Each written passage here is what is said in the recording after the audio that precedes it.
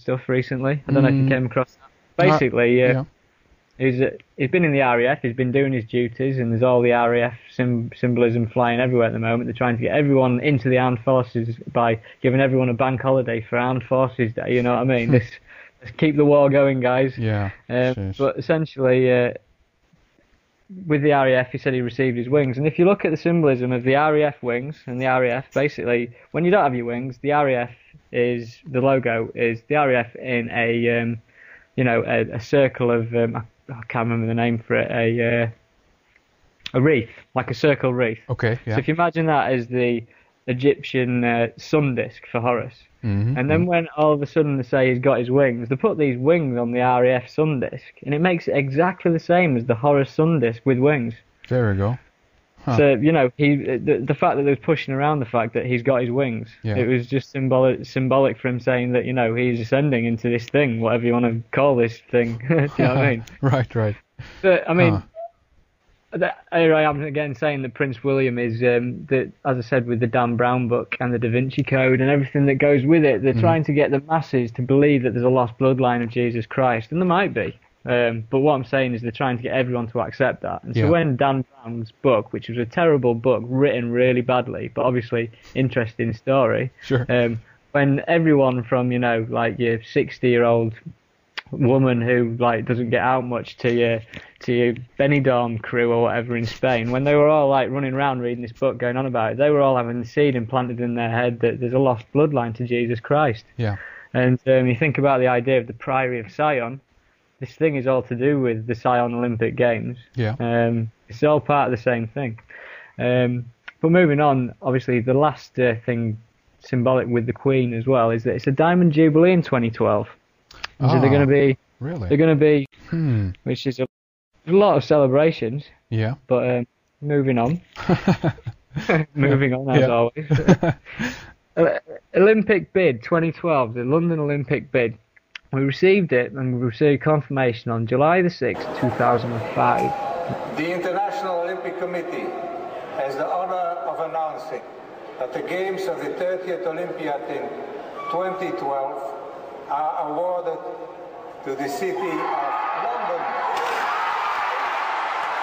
London. The day after was the 7/7 bombings of London, but on that particular day, everyone, the news would have us believe, was full of positive energy that Great Britain had won the Olympic Games. I mean, I think there's probably only about 2% who were bothered about it, but the media would obviously tell you that everyone was, going out and getting drunk about it, but essentially no. Yeah. But what they didn't tell you, and it's been covered up by the news, but it's on the internet, but it never got covered in News 24 or whatever you watch.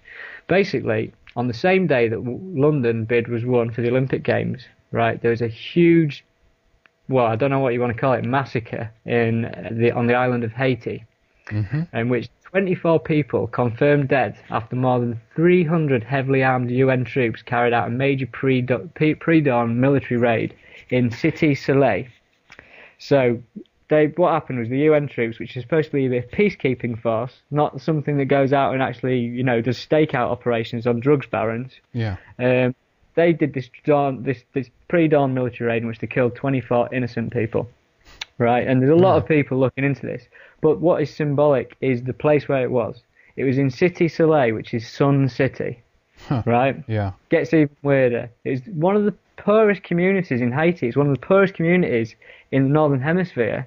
It's got endemic AIDS, poverty, everything. People are starving in this place because of the way that it's, essentially it's been crippled by the power structure. Yeah. But basically, it's one of the poorest communities, as I've said, and it's in a place called Port-au-Prince.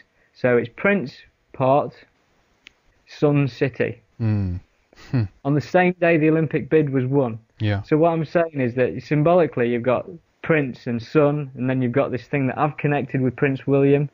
Was this another thing equally buying into an event with such a negative, horrible event in which the UN massacred loads of people, or 24 people? Its symbolism is right through it, and it gets even worse because basically the UN Colonel Marino suggested that ballistic tests can be done on the dead, and he said records from the Medicine Without Borders shows an influx of civilian casualties starting at 11 a.m. The numbers are on the Wikipedia page, so 11 a.m. brought in. And then you look into Port-au-Prince itself. Port-au-Prince celebrated its independence 200 years ago. I don't know what it celebrated its independence from, because it didn't seem to get any better. But Right. the bicentennial monument that they erected in the independence of Port-au-Prince just so happens to be a pyramid without a capstone and an Olympic flame at the top. Oh, nice. Right. So I don't know what that's saying, but you've got Sun City with a prince and you've got a pyramid with an Olympic flame on the same day that the Olympics 2012 bid was won. My That God. doesn't happen. That doesn't happen. You know, it just doesn't happen. Too much in there.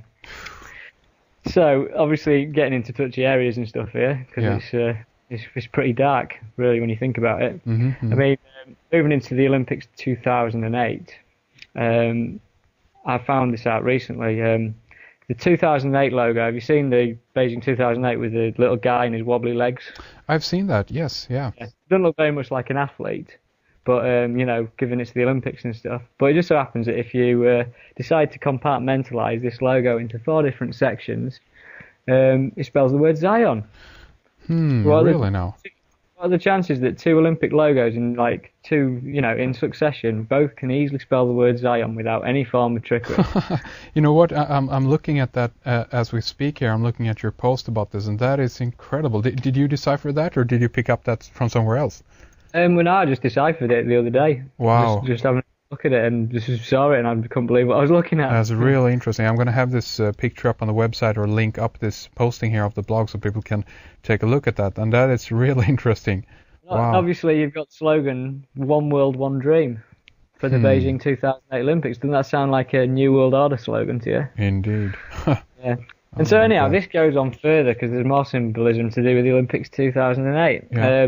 Basically, on the 11th of November 2007, so that's 11/11, they released 5 mascots, right, for the Beijing Olympics. And these are weird little mascots that all got pyramid-style hats on.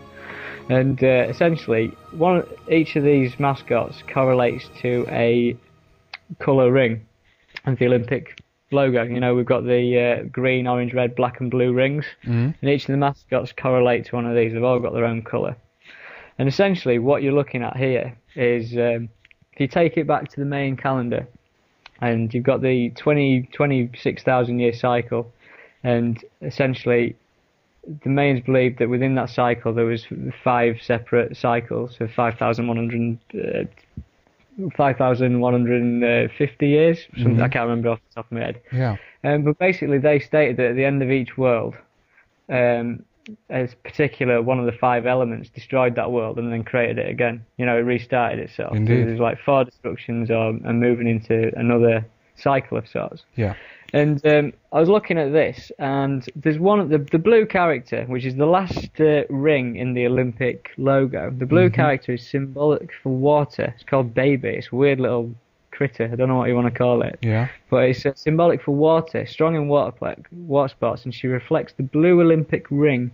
And this is the only of the 5 characters that's got a spiritual third eye. Yeah. So I'm thinking, why has this got a spiritual third eye? And then you think about this Diana's ring of water, and then you think about this spiritual third eye in the mascot, and you think of water obviously is symbolic for Aquarius. There's this idea that we're moving into this blue ring of the Olympics, if you know what I mean. Yeah. I mean, to explain this better, those Olympic rings for me are the 5 cycles of time from the main calendar. Only one's connected to another. And it's almost like there's the transition stage where the two rings meet up. If you understand what I'm trying to say. Yeah, that's very interesting. Yeah. And so when, for instance, you've got a set of films like by J.R. Tolkien, the Lord of the Rings, what it really means is the Lord of the Cycles of Time. Yeah. Right. And so then when you think about the trilogy, you had the Fellowship of the Ring, which incidentally opens up with Gandalf's birthday on the 111th birthday, 111, which is obviously a pyramid number. You've got Fellowship of the Ring moving into the 2 towers.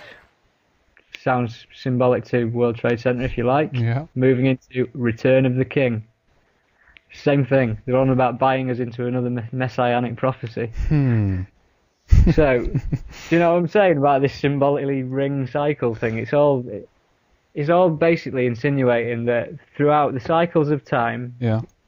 something has had control of everything. And what I'm trying to propose is that when, for instance, in Egypt, they pretty much know that the Grand Pyramid, the Great Pyramid, started fully formed as such, and then the Egyptian civilization went into decline from there and after. All the pyramids that followed it were in like disrepair. They don't stand the test of time, if you know what I mean. Yeah. And obviously, everyone believes that preceding or before that, there was obviously the Great Flood of sorts. Potential like the Great Flood, which essentially came after the destruction of Atlantis. So what I don't know too much about Atlantis myself, except it's supposed to be a highly technological, like, civilization of sorts. Indeed. But if you think about these cycles of time, Atlantis was destroyed. This same power structure, whatever, managed to